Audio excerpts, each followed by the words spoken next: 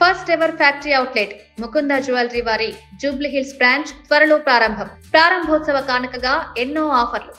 చాలా మందికి సంక్రాంతి సినిమాలు అంటే ఒక టైప్ ఆఫ్ ఇంట్రెస్ట్ ఉంటుంది. ప్రతిసారి ఏంటో సంక్రాంతి అనగానే ఒక్కొక్క ప్రాంతం వాళ్ళు ఒక్కోలా చేసుకున్న అన్ని ప్రాంతాల వాళ్ళు కలిసి ఎంజాయ్ చేసేది సినిమాలే.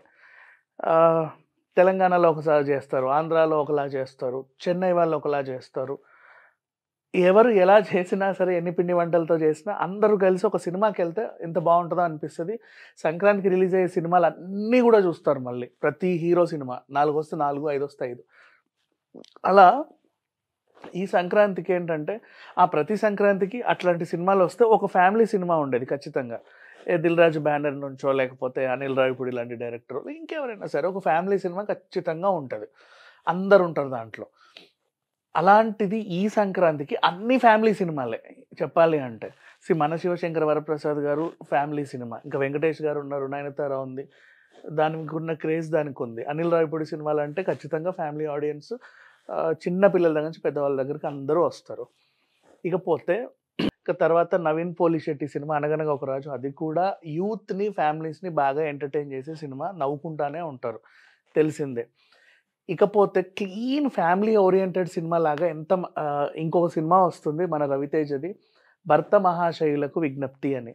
ఆ తర్వాత శర్వానందది కూడా నారి నారి నడుమ మురారి అని వస్తుంది. అన్ని ఫ్యామిలీ సినిమాలే ఈ సంక్రాంతికి చెప్పాలి అనుకుంటే. అయితే రీసెంట్గా రవితేజ సినిమా నుంచి డింపుల్ హైతి రవితేజ కలిసి అద్దం ముందు అనే ఒక సాంగ్ రిలీజ్ అయింది. ఈ పాట చూస్తే ఎంతమందికి ఎంత ఫ్రెష్ ఫీలింగ్ వచ్చిందంటే, లాస్ట్ సంక్రాంతికి గోదావరి గట్టు మీద సాంగ్ ఎంత ఫేమస్ అయింది. తర్వాత ఇంతకాలానికి ఒక మంచి హస్బెండ్ వైఫ్ ఫ్యామిలీ సాంగ్ అంటే ఇదే అన్నట్లుగా రవితేజ గారు, డింపుల్ హైతి గారు చాలా బాగా పర్ఫామ్ చేశారు. ఆ ప్లెజెంట్ లొకేషన్స్, ఆ శ్రియా ఘోషల్ వాయిస్,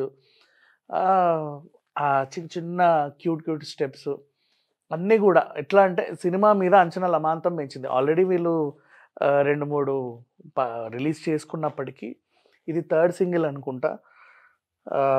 భర్త మహాశయులకు విజ్ఞప్తి అనే ఒక టైటిల్. అంతకుముందు రిలీజ్ చేసిన ప్రోమో కూడా ఎంత బాగుందంటే, లైక్ హస్బెండ్స్ అందరినీ చూపించి ఇతనికి ఒక డౌట్ వచ్చింది, అది ఎవరు క్లారిఫై చేస్తారని చెప్పేసినటువంటి టీజర్, ట్రైలర్, టీజర్ అన్నిటికీ కూడా మంచి రెస్పాన్స్ వస్తుంది. ఈ సినిమా నన్ను అడిగితే ఈ సంక్రాంతికి చాలా పెద్ద కలెక్షన్స్ వస్తాయి. రవితేజ గారికి గతం నుంచి అంటే ఒక 6 సినిమాల నుంచి చూసుకున్నా అనుకున్నంత గుర్తింపు అయితే రావట్ల ఈ మధ్య కాలంలో. అంటే ఆ సినిమాలు అనుకున్న స్థాయిలో హిట్ అవ్వట్ల. బాగానే ఉంటున్నాయి కానీ అనుకున్న స్థాయిలో రిజల్ట్ అయితే చూపించట్లేదు.